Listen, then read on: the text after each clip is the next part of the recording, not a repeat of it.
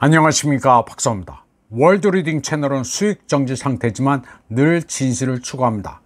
이번 방송에서는 브라질에서 열린 G20 정상회담을 정리해 드리겠습니다.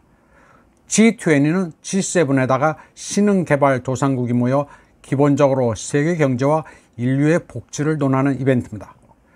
G20 정상들은 11월 18일부터 이틀 동안 리우데자네이루에서 만나 주요 글로벌 과제와 위기를 논의했습니다. 최종 선언은 불평등, 기아, 빈곤 퇴출을 위한 회의와 기후변화, 재생에너지에 대한 논의 후에 나왔습니다. 최종 공동성명에는 가자 지구와 레바논에서 이스라엘 행동에 대한 언급은 없었습니다. 그러나 두 국가 해결책 비전과 가자 지구의 포괄적 휴전 계획을 지지했습니다. 군사작전과 관련해 어느 일방을 비난하는 게 아니라 평화로운 최종 솔루션을 발표하는 것에서 G20의 성격을 알 수 있습니다. 22페이지 분량의 최종 선언문의 요지는 모두가 함께 지속 가능하고 탄력적이고 포용적인 글로벌 성장을 위한 조건을 촉진함으로써 세계 경제를 효과적으로 관리해야 하는 공동 책임이 있다는 것입니다. G20 회의의 모토는 정의로운 세상과 지속 가능한 지구 건설이었습니다. 독일의 올라프 숄츠도 굉장히 눈치가 빠릅니다. 그는 기아와 빈곤에 맞서는 글로벌 동맹을 창설한 룰라 대통령에게 감사한다면서 독일은 이 계획에 참여한 최초의 G20 국가였다고 말했습니다. 최종 선언문에 따르면 기아와 빈곤에 맞서는 세계 동맹의 창설이 선언됐습니다.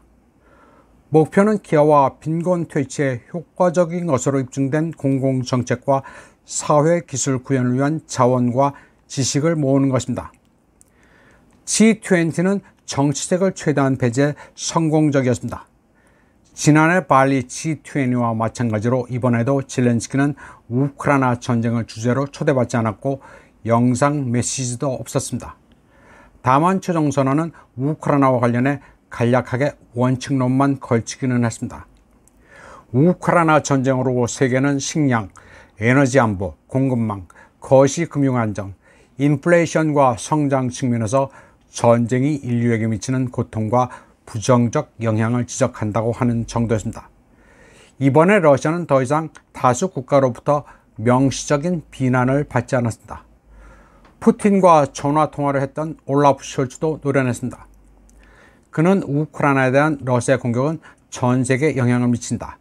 국경은 강제로 이동돼서는 안 된다. 바로 이게 G20가 약속하고 싶은 바이다. 후속 조치도 따라야 한다. 때문에 푸틴에게 전쟁을 끝내야 한다는 말을 해야 한다는 정도로 완곡한 표현을 구사했습니다. 올라프 숄츠는 G20 정상회담 직전 우크라이나에 타우루스 미사일을 공급하는 문제에 대해서도 언급했습니다. 그는 우크라이나 지원이 중요하다면서도 신중하게 행동해야 한다고 강조했습니다. 그러면서 타우루스 미사일 제공은 자신이 책임질 수도 없고 책임지고 싶지 않다고 말했습니다. 독일의 신호등 연정은 붕괴돼 숄츠도 이제 얼마 안 있어 떠납니다. 하지만 떠나기 전에 책임 못 질 행동은 하지 않겠다는 의사를 밝힌 것입니다. 세르게이 라브로프 러시아 외교부장은 이런 숄츠 행동을 높이 평가했습니다. 베어복이나 메르츠의 요구에도 불구하고 숄츠가 책임있는 입장을 고수했다고 말했습니다. 라브로프는 또 우크라이나에 대한 G20의 최종 선언 조항에 동의했다고 설명했습니다. 그는 조항의 주요 내용이 현실적인 근거에 따라 평화에 대한 솔직하고 합리적 대화를 촉구하는 것이라고 평가했습니다. 라브로프는 세계적 기아와 빈곤에 맞서기 위한 새로운 이니셔티브에 러시아도 동참했다고 밝혔습니다.